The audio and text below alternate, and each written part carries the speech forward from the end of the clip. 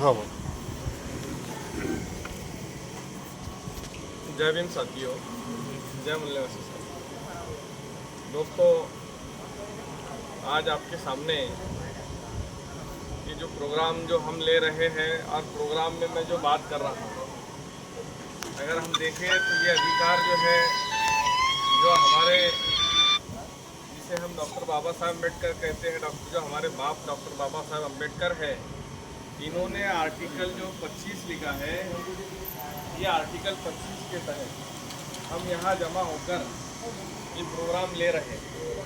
अगर article 25, article 14, article 15 और article 16 बाबा साहब अगर नहीं लिखते तो यहाँ आप जमा करना हमारा वो भी मुश्किल हो जाता, वो भी गुनाह लिखा जाता था। लेकिन ये आर्टिकल 25 के अंदर बाबा साहब ने सभी धर्म के लोगों को एक अनुमति दी कि वो जो है अपने धर्म के लोगों को भी जो है अपने अपने धर्म के एतबार से, अपने ग्रंथ के एतबार से जो है जमा कर सकते हैं, अपने धर्म की बात कर सकते हैं और अपने अपने बात जो है लोगों को जो है वो बता सकते हैं। ये प्रोग्राम जो है आज जो रखा गया, ये भी बाबा साहब की आर्टिकल की देन है कि आज हम यहाँ जमा होकर कर रहे हैं। नहीं तो कोरोना पीरियड में देखिए आपने बाहर भी नहीं निकलने दे रहे थे लोग। क्यों? ये आर्टिकल में सब चीज़ें लिखी हुई है कि भाई आप घूम सकते हैं, खा सकते हैं, पी सकते हैं, रह सकते हैं, हर चीज़ें जो है हमको ये अधिकार दिया गया। बाबा साहब की जयंती अभी कल भी मैंने जो है वीडियो वगैरह महात्मा ज्योतिबा फुले जो है इनके ऊपर एक बनाया था कि महात्मा ज्योतिबा फुले की जयंती जो है किन लोगों ने साजरी करना चाहिए। जिस तरीके से महात्मा ज्योतिबा फुले की जयंती हर उस औरत ने जयंती मनाना चाहिए जिसका पति मर चुका है और उसको आज जलाया नहीं जा रहा है। क्योंकि ये जो है महात्मा ज्योतिबा फुले अगर सती की रस्म बंद ना करते, सती की रस्म जो है बंद ना करते तो आज औरतों को जो है उसी तरीके से जो जलाया जाता था। लेकिन महात्मा ज्योतिबा फुले ने सती की रस्म को बंद किया तो सारी औरतों को जिनको जो है आज इनके पति मर गए लेकिन जलाया नहीं जा रहा तो उनका एहसान मानना चाहिए और उनकी जयंती उनके बारे में बताना चाहिए।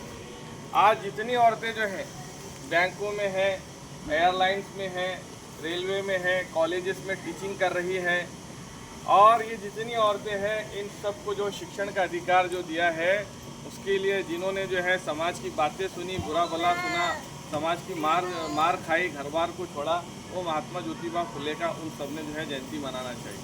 ये शिक्षण का अधिकार अगर नहीं देते महात्मा ज्योतिबा फुले तो ये चीज़ नहीं होती। अब इन्हीं के महापुरुषों की चीज़ों को जो है कंटिन्यू करते हुए डॉक्टर बाबा साहब अम्बेडकर ने जो है इन चीज़ों को किया।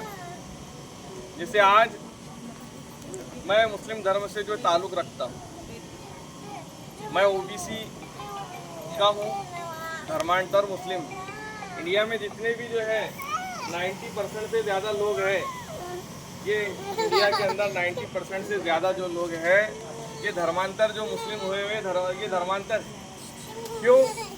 कि हमें खाने का अधिकार पहले जो था नहीं था, पीने का अधिकार, जैसे आपको इतिहास अगर पता होगा, अगर आप जो है 400 साल वाला इतिहास अगर देखेंगे तो आपको सब पता चल जाएगा। कपड़े पहनने का अधिकार नहीं, बात करने का अधिकार नहीं, प्रॉपर्टी रखने का अधिकार नहीं और शिक्षण लेने का अधिकार नहीं। तो ये सारी जो चीज़ें थी ये अधिकार वगैरह नहीं थे, तो इनकी वजह से जो है इनकी चीज़ों को परेशान होकर हमने धर्मांतर किया था। तो आज ये बाबा साहब अम्बेडकर ने भारत देश के अंदर जो 6,500 से ज़्यादा जो जाति रहती है उनके लिए जो एक चीज़ लिखी है वो संविधान। अगर बाबा साहब अगर संविधान नहीं लिखते, जैसे 1934 के अंदर 1934 के अंदर अंग्रेज़ों ने जो धर्म है, जैसे जितने धर्म है इंडिया के अंदर, उनके लिए कायदा बनाया कि अपने अपने ग्रंथों के एतबार से, धर्म के एतबार से आदमी दूसरी चीज़ें कर सकता, जैसे विवाह करना, शादी करना, तलाक देना और वारिस जो प्रॉपर्टी के अंदर हक देना, ये जितनी चीज़ें थी और वक्त के अंदर जो है प्रॉपर्टी संपत्ति किसी को देना, ये सारे जो है चीज़ें उस टाइम में वो धर्म के एतबार से, धर्म ग्रंथ के एतबार से उसकी आज़ादी दी थी। यही चीज़ को बाबा साहेब अम्बेडकर ने आज़ादी मिलने के बाद उन आर्टिकल 25 बनाया। आर्टिकल 25 के तहत ये इजाज़त दी कि भाई आप शादी कर सकते। आर्टिकल 25 के तहत जो है ये दिया कि आप तलाक दे सकते। आर्टिकल 25 के तहत आप प्रॉपर्टी में हिस्सा दे सकते। आर्टिकल 25 के तहत ये वक्त की प्रॉपर्टी जितनी की गई है आर्टिकल 25, आर्टिकल 14, 15, 16 और 25 ये बाबा साहब ने आर्टिकल लिखा। लेकिन आज अगर हम देखेंगे तो इंडिया के अंदर जो मौजूदा सरकार है उन्होंने आर्टिकल 14 को हटा दिया, आर्टिकल 15 को हटा दिया, आर्टिकल 16 को हटा दिया और आर्टिकल 25 जो था इसको हटाकर जो है उन्होंने जो आज़ादी थी, जो वक्त की आज़ादी थी, ये सारी आज़ादी जो है लोगों से छीन ली। आज आप देख रहे धर्म के एतबार से मैंने जो टोपी पहना हूँ, जो दाढ़ी पहना हूँ, जो मेरा लिबास है और जो मैं नमाज़ पढ़ सकता हूँ और जो आप अजान सुन रहे हैं, ये सारी आज़ादी जो है आर्टिकल 25 के तहत बाबा साहब ने ली। अगर बाबा साहब अगर जो है ये आज़ादी नहीं देते तो मैं आपके सामने जो है मैं मुस्लिम होते हुए भी दाढ़ी नहीं रख सकता। लेकिन बाबा साहब ने आज़ादी दी। ये टोपी पहन रहा हूँ, मेरे धर्म पे चल रहा हूँ, जो अजानें हो रही है, जो नमाज़ें पढ़े जा रही है, धर्म के एतबार से जितनी चीज़ें हो रही है, ये सारी आज़ादी जो है बाबा साहब अम्बेडकर ने दी। बाबा साहब अम्बेडकर ने सिर्फ मुसलमानों को नहीं दी बल्कि इंडिया के अंदर वामन मिश्राम साहब कहते हैं कि जो हमारा बाप है यानी डॉक्टर बाबा साहब अम्बेडकर ने सिर्फ हमारे लिए संविधान में जो है चीज़ें नहीं लिखी, बल्कि जो मनुवादी लोग हैं जिन्होंने हम लोगों को जो है अधिकार से वंचित किया था, जिन्होंने हमें शिक्षण का अधिकार नहीं दिया, जिन्होंने हमें शिक्षण का अधिकार नहीं दिया और दूसरे कोई अधिकार नहीं दिए, उनको भी बाबा साहब ने इस संविधान के अंदर अधिकार दिया हुआ। दोस्तों, संविधान को बदलने का जो है काम अभी जो है चल रहा है, तो हमें संविधान को बदलने से रोकना होगा।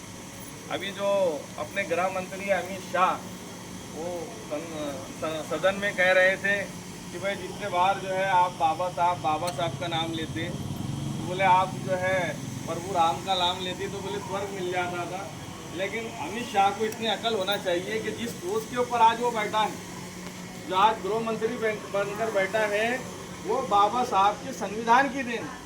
अगर बाबा साहब ना होते और संविधान ना होता तो ये बैठता था क्या वहाँ?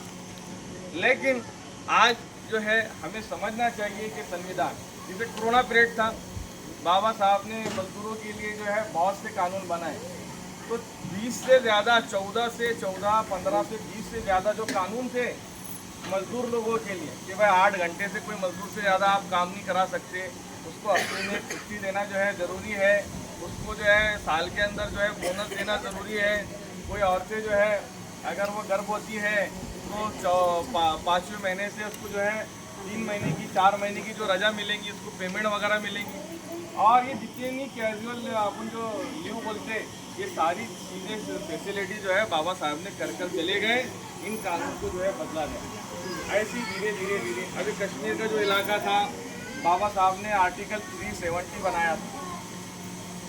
क्यों बनाया कि कश्मीर के लोग जो है पाकिस्तान में चले जाए, उनको एक विशेष दर्जा दिया गया, नागालैंड को, नेपाल को, इनके लिए बनाया क्योंकि ये दूसरे इलाके में ना चले जाए। लेकिन उसको हटाया जा रहा। ये संविधान जो लिखा है, ये क्या कह रहे हैं कि हम उसमें दुरुस्ती कर रहे हैं। अरे बाबा साहब को इतनी अकल थी, अब बाबा साहब के पास 32 ज़्यादा डिग्री थी। अब जो जाहिल लोग बैठे हुए जाकर वो 32 डिग्री वाले को उन्होंने जो कानून बनाया, हम बोल रहे उसमें दुरुस्ती कर रहे। अरे तुम दुरुस्ती कर रहे कि तोड़फोड़ कर रहे, गड़बड़ कर रहे उसमें। बाबा साहब के पास 32 डिग्रियाँ थी बड़ी बड़ी, बाबा साहब बैरिस्टर थे।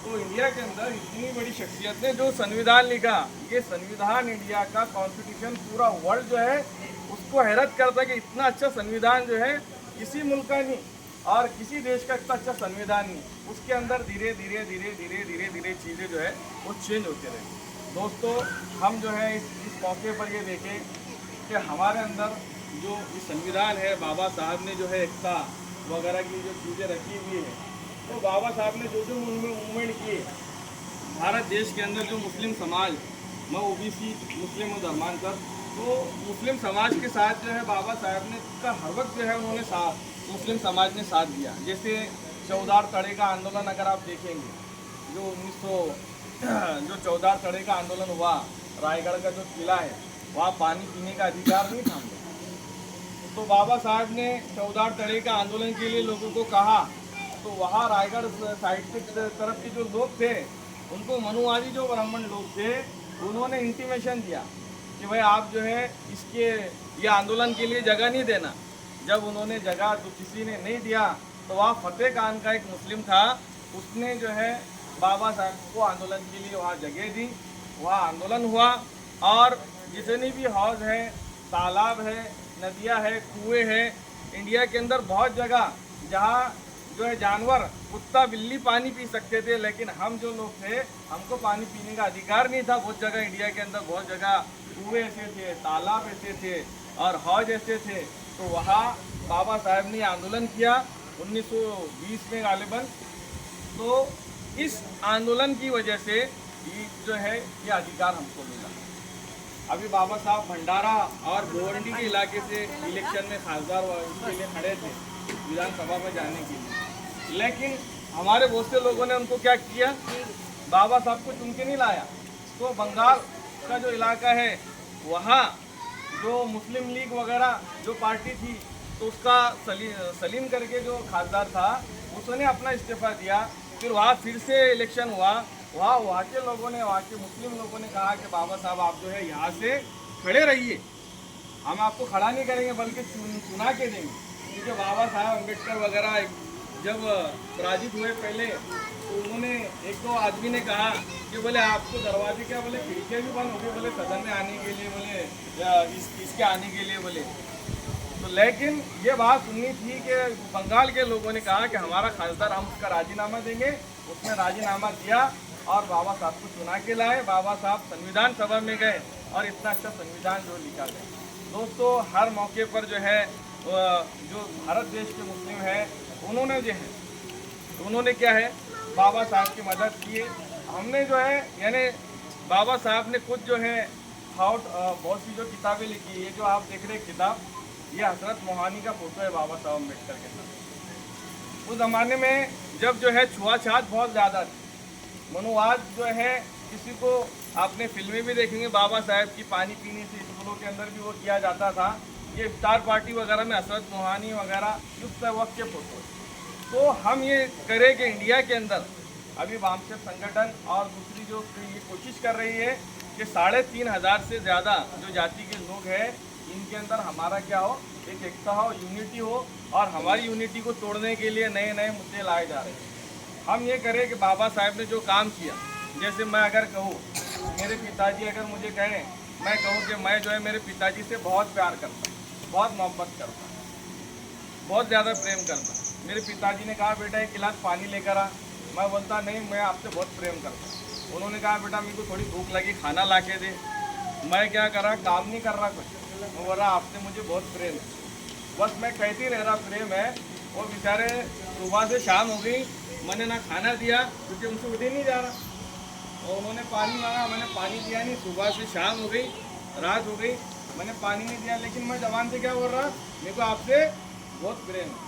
तो दोस्तों मेरा प्रेम सच्चा है कि झूठा है? प्रेम करने वाला आदमी जो पिताजी ने कहा वो काम करेगा। प्रेम करने वाला आदमी क्या है, जो पिताजी ने कहा पानी पिलाने का काम बोला तो पानी पिलाओ, खाने का बोले तो खा।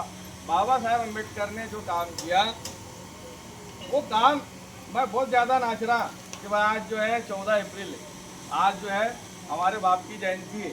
मैं बहुत ज़्यादा बोल रहा कि मेरे को बहुत प्रेम है, मैं नए नए कपड़े पहन के घूम रहा, लेकिन हमारे बाप ने जो कहा कि ये काम करो, वो काम नहीं कर रहा।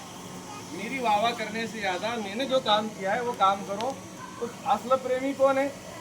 नाचने वाला है कि काम करने वाला है? तो बाबा साहब ने शिक्षण के लिए कहा, काम करने के लिए कहा। बाबा साहब ने अपने समाज के लिए काम करने के लिए कहा कि हम हमारे समाज के लिए काम करें, हम शिक्षण के लिए काम करें। तो बस मैं इतना ही कहूँगा कि जो काम बाबा साहब ने जो कहा है हम सच्चे प्रेमी बने और जो बाबा साहब ने कहा वो काम करें।